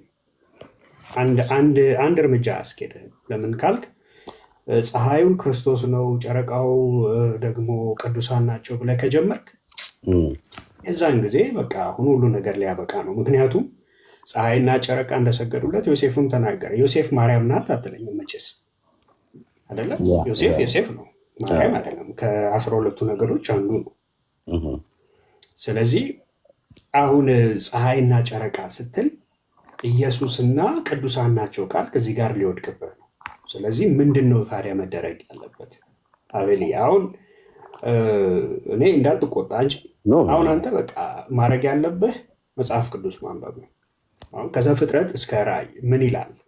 እዛች ጋር አንድ ሰው የነገረህን ወይ አንድ አባት ቄስ የነገሩህን ነው ብለህ ከመቀበል በፊት በእውነት ይህ እውነት ነው ወይ መጽሐፉ እንደዛ ይላል ወይ ብለህ ማገላበጥ አለብህ።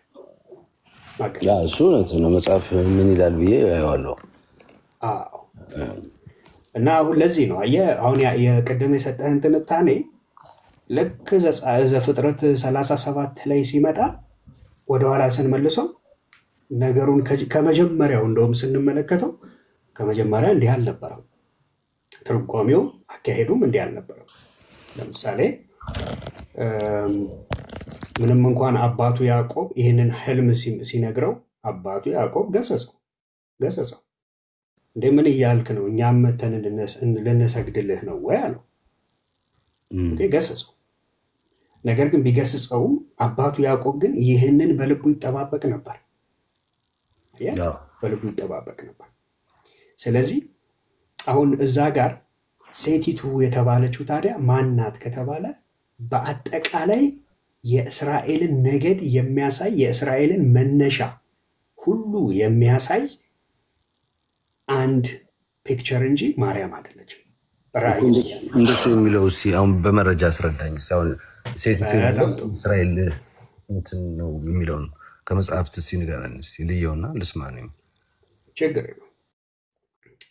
ኦኬ አሁን ሴቲቱ የሚለው ለምሳሌ እስራኤል ብዙ ጊዜ በሴት አንቀጽ ትነገራለች፣ ጽዮን በመባል ትነገራለች፣ ሴቲቱ ይባላል።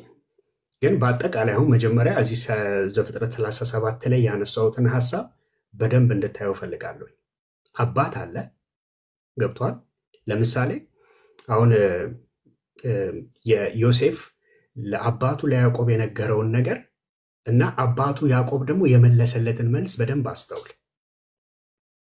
አሁን እዛ ጋር ነው ነገርን በደንብ ካስተዋል ሁሉ ነገር ግልጽ ነው። ለምሳሌ ቁጥር 9 ላይ ደግሞም ሌላ ህልም አለመ፣ ለወንድሞቹም ነገራቸው፣ እንዲህም አላቸው፣ እነሆ ደግሞ ሌላ ህልምን አለሙ፣ እነሆ ፀሐይና ጨረቃ 11 ከዋክብትም ሲሰግዱልኝ አየሁ። አየህ ዮሴፍ እያለ ያለው ፀሐይና ጨረቃ 11 ከዋክብት ሲሰግዱልኝ አየው ነው። ከዛ ይሄንኑ ህልም ለአባቱና ለወንድሞቹ ነገራቸው ይላል። ከዛ አባቱም ገሰጸው። ገብቷል። አሁን 11 ከዋክብት 11 የእስራኤል ነገዶች ናቸው፣ የያዕቆብ ልጆች ብለናል አይደለ? ዮሴፍ 12ኛው ነው። ዮሴፍ 12ኛው ነው። ከዛ ለአባቱ ግን ሲነግረው አባቱን ገሰጸውና እንዲህም አለው፣ ይህ ያለምኸው ህልም ምንድን ነው? በእውኑ እኔና እናትህ አለው፣ እኔና እናትህ ወንድሞችህም መተን በምድር ላይ እንሰግድልህ ይሆን? አየህ፣ እኔና እናትህ ወንድሞችህም። አየህ፣ ፀሐይና ጨረቃ ተብሎ የተነገረው በአጠቃላይ የእስራኤልን መነሻውን፣ ነገዱን፣ ፋሚሊውን በአጠቃላይ የተነሳበትን እየነገርን ነው እንጂ ፀሐይ ማለት ክርስቶስ፣ ጨረቃ ማለት እንትን ምንድነው ቅዱሳን ብለህ ከጀመርክ እዛ ጋር በቃ ትልቅ ስህተት ትሰራለህ። ዮሴፍ ለያዕቆብ ሲጀምር የነገረው ፀሐይና ጨረቃ ሲሰግዱልኝ 12ቱም ወንድሞቼ ሲሰግዱልኝ አየው ነው ያለው። አባቱ ግን ምንድን ነው ያለው? እኔና እናትህ ወንድሞችህም እንሰግድልህ ዘንድ ብሎ ነው የጠየቀው። አየህ፣ ገብቶታል ያዕቆብ። አየህ፣ የጨረቃና ፀሐይ የሚለው ሐሳቡ ገብቶታል። እናትህና እኔ ነው ያለው ጨረቃና ፀሐይ የሚለው። ኦኬ። ስለዚህ እዛ ጋር አሁን ራእይ 12 ላይ ደግሞ ሄደ ስትመለከት ሴቲቱ ጨረቃን ተጎናጽፋ ፀሐይን ተጎናጽፋ በጨረቃ ላይ ጨረቃን ተጫምታ ከዛ ደግሞ በራሷ ላይ 12 የሚያሉ ከዋክብቶች ሲል ምን እያለ ነው ሲባል በአጠቃላይ እስራኤልን እየነገረን ነው። በአጠቃላይ እስራኤልን እየነገረን ነው። የእስራኤል የ12ቱ የ12 ትራይብ ኦፍ ጁዳ የሚባሉት የ12ቱ የእስራኤል ነገዶች መነሻቸው ሴት ተብላ የተነገረችው በአጠቃላይ ሙሉ የ12ቱ ነገዶች ፋሚሊውን እንዳለ መነሻውንም ጨምሮ እየነገረን ነው እንጂ ሌላ ማርያም የሚል እንትን አንጨምርበትም። አየህ፣ ማርያም የእስራኤል ነገድ መነሻ አይደለችም አይደል? ለምሳሌ 12ቱ ነገዶች ነበሩ አይደል? ማርያም ራሱ ከአንዱ ነገድ እኮ ናት። አሁን በምጥ ተይዛ የሚሉ ታዲያ እንዴት ታሳርቀዋለህ? በጣም ጥሩ እንመጣበታለን። በምጥ ለምን እንደተያዘች ምን ማለት ነው? አሁን ሴቲቱ በምጥ ተይዛ ሲል ምን እያለ ነው የሚለውን በደንብ አብረን እናወራዋለን። ችግር የለውም። ነገር ግን ተረዳኸኝ? እስከዚህ ፖይንት እስካለንበት ድረስ እሱን ተረድቻለሁ። ጥሩ ነው። አሁን ወደ ምጥ ውስጥ እንምጣና እሱን እንዴት ታሳርቀልኛለህ? አሁን ምጥ የምጣር ይሆናል ይላል ማቴዎስ ወንጌል ላይ 24 ላይ ታየው እንደሆነ በመጨረሻው ዘመን የምጣር ይሆናልኝ ይላለኝ እና ምጥ የታዘችው ማናት ብለህ ታያለህ። አሁን ምጥ ሴቲቱ ይላል። በምጥ እቺ ሴት ማናት? መጽሐፍ ቅዱስ እንዴት ታመጣታለህ? በጣም ጥሩ ጥያቄ ነው። እሺ አሁን በደንብ አድምጠኝ። እሺ ከቀደምት ጀምሮ በብሉይ ኪዳንም ጀምሮ ዘንዶ ይዋጋ የነበረው ይህንን ፋሚሊ ነው። የ12ቱ የእስራኤልን ነገድ እስራኤል የምትባል ሀገር እንደ ሀገር ደግሞ አንድ እንደ ሀገር በሴት አንቀጽ ትጠራለች። ለምሳሌ አሁን እኔና አንተ ኢትዮጵያ ውስጥ ብዙ ብሔር ብሔረሰቦች አሉ አይደል? አዎ ኦኬ። ኢትዮጵያ ውስጥ ብዙ ብሔር ብሔረሰቦች አሉ፣ ግን ኢትዮጵያ እናቴ እንላለን። ሀገሬ ኢትዮጵያ ትላለህ። ኢትዮጵያን ስንጠራት ብዙ ጊዜ በወንድ አንቀጽ ጠርተናት አናውቅም። እናቴ ነው የምንላት። ኢትዮጵያ እናቴ፣ ኢትዮጵያን እንትን በሴት አንቀጽ ኢትዮጵያን ሪፈር እናደርጋለን እኮ። እሱ ምን ጠራት አሁን የድንግል ማርያም የአስራት ሀገር ናት በሚለው ነው። እኔ አሁን ምጠራት ኢትዮጵያ እናቴ ሀገር ስብዬ ስጠራ አሁን የአስራት ሀገር ምናምን የሚለውን አሁን ከማይንድ እሱን አወጣው መጀመሪያ። እሱን ይሄ የአስራት ሀገር ምናምን የሚለውን ቶ ለጊዜው የአስራት ሀገር ምንም ስለሆነ ሳይሆን በሴት አንቀጽ የምንጠራት ብዙ ጊዜ ሀገር በሴት አንቀጽ ስለምትጠራ ነው እንጂ ሌላ ጉዳይ አይደለም። ለምሳሌ አሁን እዚህ ጋር የሚጠሩ አሉ ሊኖሩ ይችላሉ።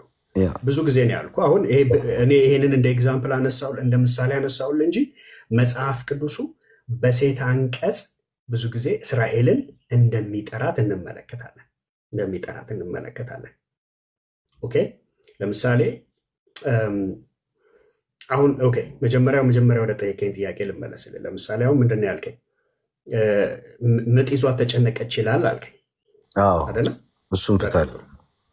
እሱን እንዳብራራለን የፈለከው መጀመሪያ። እሺ ምጥ ይዟት ተጨነቀች የሚለው እስራኤል ይህ የሚመጣው መሲህ ወይንም የሚወለደው መሲህ ከእስራኤል ነገድ ከይሁዳ የሚመጣ ከእስራኤል ሕዝብ እንደ ሀገር ደግሞ ከእስራኤል ሀገር የሚመጣ ስለሆነ በእስራኤል ላይ በጣም ለረጅም ዓመታት ትልቅ የሆነ ተጽዕኖ አለ። ይህንን ተጽዕኖ ገና ዘጸአት ላይ ታየዋለህ። ገና ዘጸአት ላይ ኦኬ። ለምሳሌ ፈርዖ ምንድን ነው ያደረገው? የተወለዱ ዕብራውያንን ሁሉ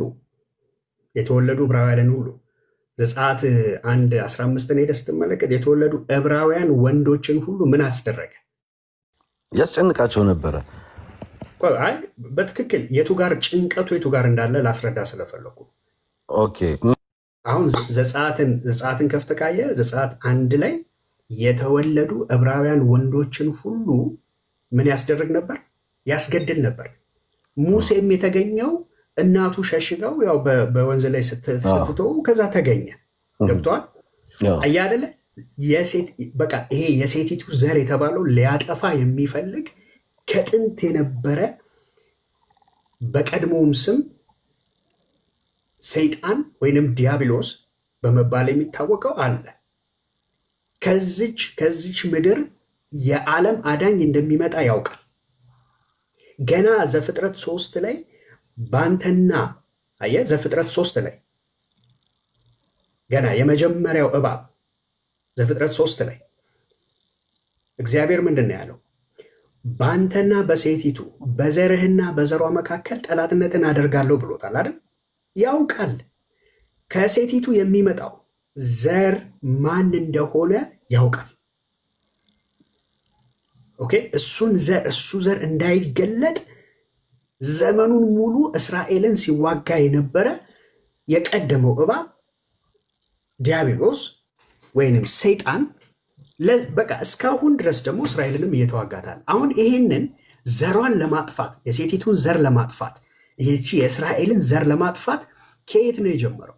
ገና ዘፍጥረትን ጨርሰ ገና ዘጸአት 1 ብለህ ስትጀምር የዕብራውያን የተባሉ ወይንም የአይሁድ ወንዶች በአጠቃላይ እንዲገደሉ ከፈርዖ ትእዛዝ ሲወጣ ታያለህ። ለምሳሌ ላውጣው ቦታው ዘጸአት ምዕራፍ 1 እሺ ቢኒ ዳጌ መጣ ወይ? አይ የሚገርም ነገር መሰለ። ራእይ 12ን ከወርግፍ አድርገው ተተውታል። አውቃለሁ ለማርያም ነው ማለት ተተዋል። መቼ መሰለ? ቁጥር 2 ላይ እርሷም ጸንሳ ነበር ምጥም ተይዛ ልትወልድ ተጨንቃ ጮኸች። ማርያም በኦርቶዶክስ አስተምህሮ በምጥ እንዳልወለደች ነው የሚናገሩት። ማርያም አይደለችም ይሄ ነች ካሉ ያኛውን ሊያፈርስባቸው ነው በምጥ አልወለደችም ያሉትን ማለት ነው። ይሄ ነው እንግዲህ አለቀ። ስለዚህ እቺን እርግፍ አድርገው ተተዋታል። ያው እኛ ግን ሐሰት ትምህርቱን ማፍረስ ስላለብን እንቀጥላለን። ቀጥል ቢዲ አለቀ። ወይ ደግሞ በምጥ ወልዳለች ይበሉን መልሰው። ቴንክ ዩ ቀጥል። አንዳንዴ በምጥ አንዳንዴ ያለ ምጥ መሆን አይችልም። እንደዛ ሊያዝላቸው አይችልም። ሁለቱን ተቀብያለሁ ብያለሁ እኮ ዳጊ። ተደራድረን ይቻላል። ያው ሁለቱንም ተቀብያለሁ እኮ አለ ዳጊ። አሁን ከተፈጥሮ ስንማር ሴት ልጅ ተጨንቃ እንደምትወልድ አየዋለሁ። በጸጋ ማርያምን ዘጋችሁታ። ተቸኩላችሁ ማርያምን ዘጋችሁታ። ያልተጻፈ ነገር ስታነበንቡ ተበላሸባችሁ። ልዩ ነሽ ስለዚህ ኮንሲደር ሳታረጉ ነበር ያን ተረት የሰራችሁት እና የኛውን አበላሸባችሁ። በኋላ ነው እችላለሁ ከይቅርታ ጋር ቢኒ ጨርሳ እንደ ቢኒ ከቢኒ ጋርና ከአቤል ጋር ጀምረዋል። ይጨርሱና እንቀጥላለን። ተባረኩላችሁ። ማን ያወራው? ማን ነው? ኃይልን በሚሰጠኝ አይ ቲንክ ቆይታ በየነች እንስጣታው ኃይልን አይ ቲንክ ኮርቶ ኃይልን በሚሰጠኝ ኦኬ። ቀጥሉሽ። እዚሁ ላይ ነው አይደል? ጠይቂው እህታችን። አዎ እሺ ጠይቂ። ኦኬ አሁን እዚህ ጋር ማለት ነው አሁን ራስ ቢኒያም ነው የተናገረው በአንተና በሴቲቱ ጥላቻን በሚለው ማለት ነው። ማናት አመጣ የወለደች ከተማ ናት ነው እያላችሁ ያላችሁት? ከተማ የክርስቶስና ድንግል ማርያም ናት ወይስ እዚህ ጋር የሚስቃለ የሚከራከራለ ድንግል ማርያም ክርስቶስን በመውለዷ ማለት ነው? እና ለድንግል ማርያም አይደለም ይሄ ቃል የተጻፈው። መጽሐፍ ቅዱስ በብዙ ነገር ነው አይደል የሚተረጎመው። ይቅርታ ግን ልከራከር ፈልጌ አይደለም፣ እኔ አቅሙ የለኝም የመከራከር። ጥያቄ ከሆነ ጥያቄሽን ጠይቂ፣ ችግር የለውም። አሁን የኔ ጥያቄ ምንድነው? ወይንም መሞገት ከሆነ ግን ያንሺው ትጠየቂያለሽ። ኖ አልኩህ እኮ እኔ ልሞግት አይደለም ነው እያልኩ ያለሁት። ግን እዚህ ጋር ለኛን መልሽ እንጂ እኔ እናት በመተወለደችው ማርያም ጥያቄ ነው ይሄ ጥያቄ። ያወራን ነው አቋርጠሽ ይገባሻል እኔ እናት። ስለዚህ እስኪ በዛው መልሽ አስፈቅጄ ነው የገባሁት። ችግር የለውም። ማርያም በምጥ ነው የወለደችው። አጭር መልስ፣ ከዛ ወደ ጉዳይሽ ሲጂ። መጽሐፍ በምጥ ያለ ህመም በምጥ ነው ወይ ማርያም የወለደችው?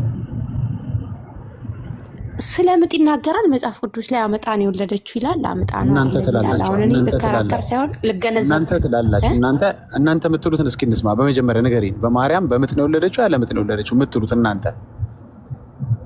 ያለ ህመም እኮ። ምጥ እኮ ማለት ህመም ነው እኮ። ምጥ ምን መስሎሽ ነው? በምጥ ነው የወለደችው ያለ ምጥ ነው የወለደችው? ሆነም ቀረ እዚህ ጋር ግን አሁን እኔ የተጻፈው ለጥያቄው መልስ ከሆነ መመለስ አልፈለግሽም፣ ችግር የለም። እኔ ጥያቄ መልስ ከሆነ ዘንዶ የተቆጣባት ሴት ጥያቄማ እየመለሽልኝ አይደለም። ጥያቄ እየመለሽልኝ አይደለም። እኔ እዚህ ጋር የተጻፈውን ነው ልመልስልህ የምፈልገው። እሺ ይሄኛው መመለስ አልፈለግሽም። ኢትስ ኦኬ። እኔ እናት ራዕይ 12 ላይ ያለው ማለት ነው። ቢኒ ቀጥሉ። እሺ ማንም አይመልሰውም እንኳን አንቺ። እሺ ቀጥሉ ቢኒ። አይ ዳግሻ እንደዛ ብላችሁ ከመዝጋት መመለስ አለበት አይደል? ዳጊ መልስ መመለስ አለበት። አልመለስ አሉ አይርምዬ ምን ላድርግ? አሁን እኮ ሙሉን ምዕራፍ ያበላሽባቸዋል። ገባ? ይሄን ሁሉ ተረት ሊያበላሽባቸው ነው። ስለዚህ ያልፉታል። ገባ? ምን ቢሉ ነው የሚያበላሽባቸው? ምን ቢሉ መሰለ የሚያበላሽባቸው? በምጥ አልወለደችም ካሉ እዚህ ጋር ደግሞ የሚያወራው ምጥ ተይዛ ልትወልድ ተጨንቃ ጮኸች ይላሉ። ማርያም ምጥም አልያዛትም ጮኸችም ተጨነቀችም ብለው አያምኑም ኦርቶዶክሶች። አይ እናምናለን ካሉ ትክክል ነው። ይሄ ራዕይ 12 ማች ያደርግላቸው ነበር። አሁን እኮ ራዕይ 12 ሙሉ ያፈረሰባቸው በጭንቅም አልተያዘችም በምጥም አልወለደችም ብለዋል። ቅዱስ ቃሉ ምን ነው የሚለው በዚህ ጉዳይ ላይ? እንዳጊ የኔ ላምቦ ምን ቅዱስ ቃሉ ምን ነው ብሎ የሚለው? የወለደችበት ወደ ቤተልሔም እንሂዳ። እሺ ጉዞ ወደ ቤተልሔም ኦርቶዶክስ የምትለውን ሳይሆን ቤንት የሚለውን ሳይሆን መጽሐፉ ምን ይላል? ኦኬ ግን የተረት ክፋቱን አየሁ አይደል? ችግሩ የሆነ ቦታ ጋር ደግሞ ሄዶ ይጋጭብሃል። ይዘው መተ ስንት ዓመት ይዘው መተ። ከዛ አንድ ጥያቄ ጠይቅ። በምሳሌ ቆይ አንድ ጊዜ ወዳጅ አንድ የሆነች ነገር ያሳየንና ከቢኒ ጋር ነው የምትቀጥሉት። መቋረጥም አልነበረበትም። እህታችንም ሀሳቧን አልጨረሰችም።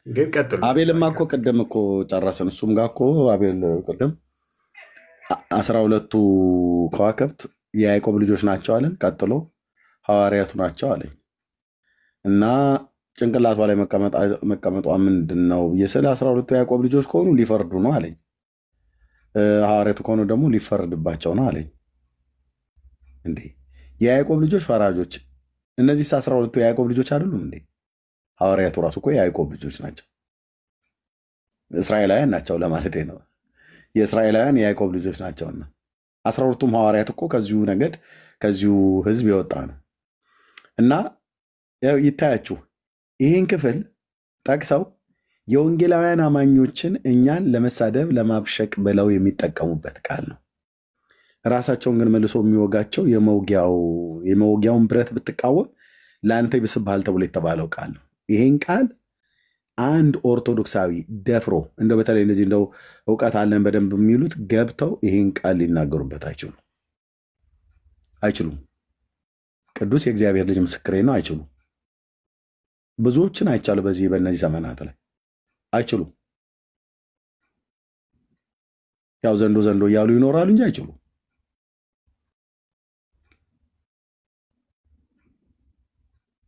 በፍጹም አይችሉም። ሰኔ ጎልጎታ ያነበበ ሰው እንዴት ብዬ ይመልስልኛል? እኔም ራሱ ይህንን አርዕስት ብዬ መምጣቴ ሰኔ ጎልጎታ ነው። በሰኔ 21 ቀን በማከነ መቃብሩ በጎልጎታ ስትጸልይ እንዲህ ብላ እመቤታችን እግዝእትነ ማርያም ወላዲተ አምላክ ወላዲተ መብርሃን አቁራሪተ መዓት ሳሊተ ምሕረት ማምላክ ወላዲተ አምላክ ይልላል። ተረታም ትውልድ እኮ አልኩ። የተጠየቀው ዘንዶ ማን ነው ተብሎ ሲባል አይናገሩም። ከተናገሩም ፔንቴ ነው ይልሃል። 10 ቀንዶችስ 10 መንግስታት ናቸው ይልሃል። ከየት ነው የሚወጡት? እንጃልህ አጠይቀኝ ይልሃል። እሺ 7ቱ ራሶች ምንድን ናቸው? 7 ራሶች ማለት አንድም 7ቱ ኃጥአን ማለት ነው ይልሃል። ምንድን ነው 7ቱ ኃጥአን? ስርቆት፣ መጠጣት አይሉም። ስርቆት፣ ህልመ ሌሊት እና የቀረውን እመቤቴ ትግለጥልህ ይላል። እንዴ በሱባኤ ጠይቅ ነው እንጂ በሱባኤ ጠይቅ ይልሃል የቀረውን። እንዴ ወንድሞቼ እናቶቼ፣ አንድ እስልምና እምነት ተከታይ ምን ሲል ናገር ሰማሁትኝ። ኦርቶዶክስ እና ካቶሊክ የሚባል ሃይማኖት ከተኙበት እንዲቀሰቅሳቸው ጴንጤ የሚባል ማህበረሰብ እግዚአብሔር ነው ያስነሳባቸው እነሱ ላይ ብሎ ሲል ሰማሁት። በእውነት በጣም አደገኛ ነገር ነው የተናገረው። ሙስሊም ነው፣ እስላም ነው። የተኛቿን ኦርቶዶክስና ካቶሊክን ከተኙበት ለመቀስቀስ እንደ ማንቂያ ደወል እግዚአብሔር ያስነሳባቸው ጴንጤ የሚባል ማህበረሰብ ነው አለ። ለዚህ መገለጥ በእውነት አጨብጭቤ ያለው እኔ። ሙስሊም ቢናገረውም ግን የተናገረው ሐቅ ነው። ጌታ ይባርከው ብያለሁ። ለጥ ብለውልሃል።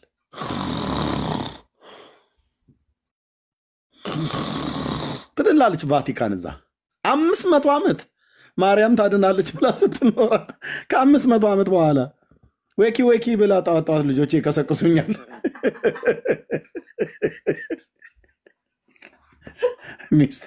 ሚስቴን ሁሉ ነው ያሳጋት። ባባ ወኪ ጠዋት ተነስተው አንዷ ጆሮዬን ተቆረቁራለች፣ አንዷ ጉንጬን ይመታሉ።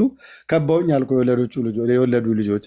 ኦርቶዶክስን ካቶሊክን ማነቀሰ ማን ወኪ እንዳላት አይደለም። ከ500 ዓመት በኋላ ተነስታ ማርያም ከኢየሱስ ክርስቶስ እኩል አታድንም በላለችልህ። የኛዋስ ለጥ ብላላለች። ብፁዕ አቡነ ማርቆስ ተኝተን ምናም ነገር ብለዋሉ። ለጥ በግ እየቀበሩበት ታዲያ ትውልዱ እንዴት አይተኛ? አንተ እኔ 10 ዓመት ሙሉ ኦርቶዶክስ ወኪ እያልኩ እየቀሰቀስኩ ነው። ወኪ ኦርቶዶክስ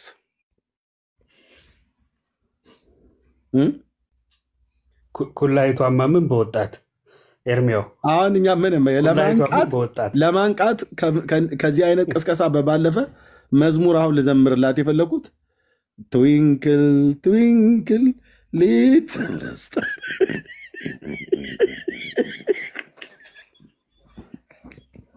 ይሄን በነጠላ ዜማ መልቀቅ ያለው ኤርሚያው ግን ምንድነው ሐሳብ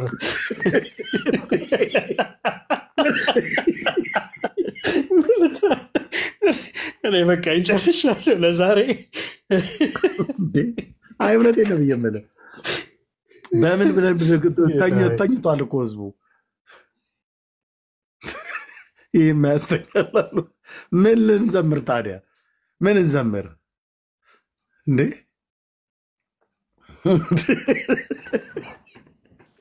ኤርሚዬ አቡነ እንድሪያስን ታውቃቸዋለህ ድሮ ኧረ እኔ ተወኝ ምን አውቃቸዋለሁ እሳቸው በበጉ ነው የማውቃቸው ከዛ ፊት አላውቃቸውም ነበር ጎንደር ቄቆስ ቤተክርስቲያን የነበሩ እኮ ናቸው አባጓጽዋ የሚባሉ በጣም የሚገርም ነገር አዎ በጣም ጦርነት አንድ ጊዜ ተነሷ የጎንደርን ወጣት ያስጨረሱት እሳቸው አይደሉ እንዴ ባባማ ኢየሱስ ጊዜ ኧረ ተው በቃ ተው ያው በጉ ላይ ብንቆይ ይሻላል ግን ለምንድን ነው ዝም ያላችሁት የበጉን ጉዳይ አቤል ካነሳው አዘና እኔ ከሱ የበለጠ የእግዚአብሔርን በጋ ጠፍተው የመጡ ሰው ስለሆኑ ብዙ እሳቸው ላይ ብዙ አስምሬበታለሁ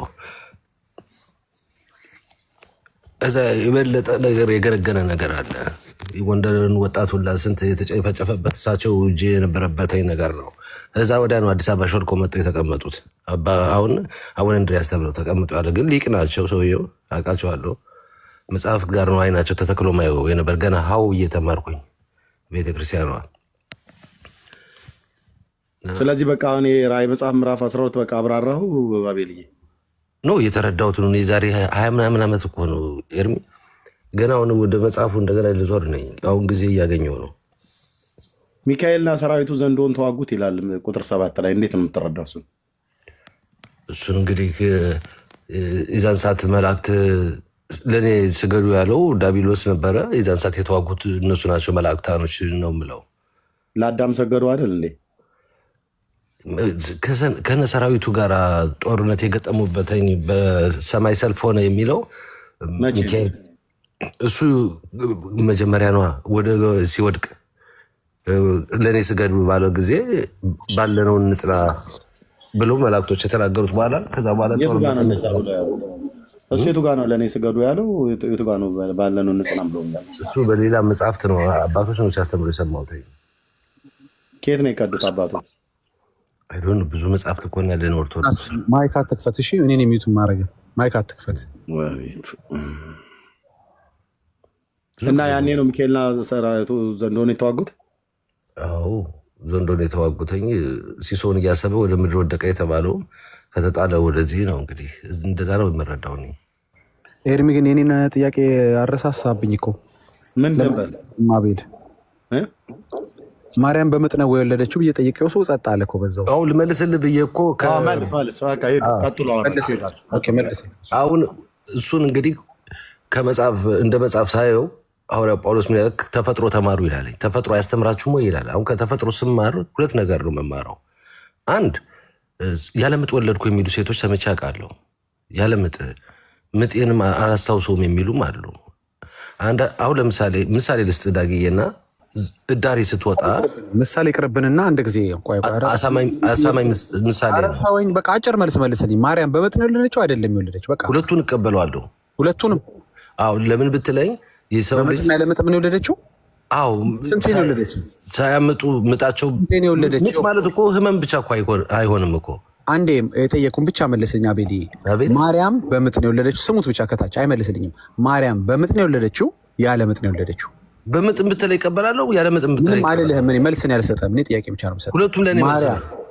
ማርያም በምጥ ነው የወለደችው ያለምጥ ነው የወለደችው ሁለቱም ለኔ መልስ ነው አልኩ እኮ ይሄ መልስ አይሆንም አንተ ሁለቱም ላንተ መልስ ሊሆን ይችላል ለኔ ግን አይሆንም ሁለት መልስ የለም ኦኬ ለኔ መልስልኝ ለኔ መልስ ላንተ ሁለቱም ነው ለኔ መልስልኝ ማርያም በምጥ ነው የወለደችው ያለምጥ ነው የወለደችው ሁለቱን እቀበለዋለሁ አልኩ ይሄ ለኔ መልስ ነው ተቀበለው ለምን ሶስተኛም ጨመራ አትቀበል እኔ ምን አገባኝ እኮ ወንድሜ የጠየቁን መልስልኝ በምጥ ነው የወለደችው ያለምጥ ነው የወለደችው ማርያም እንደዚህ ተጨነቃላችሁ በምጥ አልጨነቅም ተረታችሁ ተረት ባይተሰሩ በምጥ ያለ ምጥ መቀበሏለሁ ተቀበል እኮ የፈለከውን እኮ አልኩ የፈለከውን ስትቀበል መኖር ይችላል መልሱን ንገረኝ መልሱ ሁለቱም ለኔ መልስ ነው ስለዚህ በሁለቱም ነው የወለደችው ማለት ነው በመጥም ያለ መጥም ነው የወለደችው ሁለቱም መልስ ነው ለኔ እኮ ስለዚህ ማርያም አንዴ ነው የወለደችው በእናንተ ማለት ነው ስለዚህ አንዴ በመጥ አንዴ ያለ መጥ ነው የወለደችው ኢየሱስን ማለት ነው እስቲ አሁን አንተ ሽንት ቤት ስትወጣ ወንድሜ ባከነ በሚቀፍ ነገር ተናገር መጠይቀን መጀመሪያ መልሰው ቀላል ጥያቄ እኮ ነው እንደጊ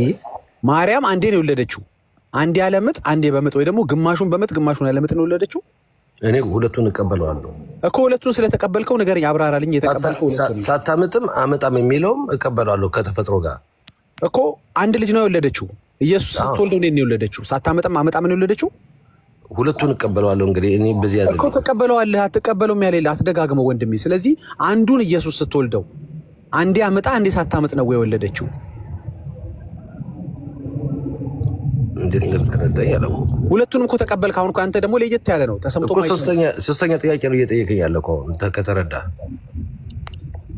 ሁለቱን እቀበላለሁ አልኩ ተቀበለዋለሁ ሁለቱን ስለምትቀበለው ያብራራኑ ነው ሳታምጥ ወለደች የሚለው በጸጋ እቀበለዋለሁ አመጣ ወለደች የሚለው ደግሞ በተፈጥሮ እቀበለዋለሁ ስለዚህ በተፈጥሮ አመጣ ነው የወለደችው በተፈጥሮ ሳይንሱ የሚለው የሰው ልጅ አምጦ ነው የሚወልደው ስለዚህ ማርያም በተፈጥሮ አመጣ ነው የወለደችው ከተፈጥሮ መማራለሁ ያ አይመልሰውም ተመልከቱ ግን ዝም ብሎ ይዞራል ማርያም በተፈጥሮ በምጥ ነው የወለደችው ይኸውልህ በጸጋ ሳታምጥ ማርያም በተፈጥሮዋ በምጥ ነው የወለደችው ተፈጥሮ ይዛልኝ እኮ ተፈጥሮ የሚያስተምረኝ እሱ ነው እንግዲህ ሰው ልጅ አመጣ እንደሚወልድ ተፈጥሮ አስተማረ ጥሩ ተማርክ አንተ ከዛ ከተፈጥሮ ያገኘውን ዕውቀት ንገረን ማርያም በምጥ ነው የወለደችው ከተፈጥሮ ያገኘሁትን ዕውቀት ሴት ልጅ አመጣ ትወልዳለች ከመንፈሳዊ መነጽር ደግሞ እንደዚህ ከምትጨነቁ መጀመሪያው ተረቱን አለ ማለት ነበር አይ ተረቱን ባትሉ ኖሮ ራእይ 12 ላይ የፈለጋችሁትን ጨዋታ መጫወት ትችሉ ነበር እንዳትጫወቱ አርጋችሁ ራሳችሁን ቆለፋችሁ በምጥ አልወለደችም ብላችሁ አሁን እዚህ ጋር ስትመጡ ጭንቅ ሆነባችሁ ቢጨንቃችሁ በምጥም ያለ ምጥም ነው የወለደችው የሚሉላ ልጅ ተፈጠረ ቤታችሁ ውስጥ በመንፈሳዊ መነጽር ስታየው በጸጋ ነው የወለደችው መጽሐፍ ቅዱስ አንተ ማትለው የለም እኮ አንተ እህቴን እኮ አያልክ ነው እህቴ አያ ነው ምናምን እኮ ያልክ ሰው ነው እኮ አንተ እኮ ለየት ያልክና አንተ እኮ ኦርቶዶክስም አይደለም አንተ ማታወራው የለም በመረጃው እንዳለች ነው እንጂ ያለው ዲያብሎስ ወልዳለች ነው ያለው አህያም ነገር ብሏል ስለ አህያም ያወራው ነገር አህያ ሰግዳለሁ ነው አህያ ሰግዳለሁ አሁን ማርያም በምጥም ያለ ምጥም ወለደች ብትለኝ አሁን ባንተ ገረባለሁ ወንድም አላንተ እኮ መጸለይ ነው ያለብኝ እኮ አንዱ ስላንዱ ይጸልያል መልካም ጸሎት ጥሩ ነው ጸልይ እንዳለ በቃ ወዳል ለማንኛውም አንድ የሚታርገሽ አንድ ደቂቃ ለቆ አቤሊ አንተ ያንተ ለየት ያለ እንትን ነው በጣም ስፔሻል አቴንሽን የሚፈልግ ነው ለማንኛውም በኤርሚ እየቀጥሉበት መጀመሪያው ያን ተረት ባይሰሩ ኖሮ ይሄ ጣጣ ይመጣል ብለው ምኑን እንቀጥላለን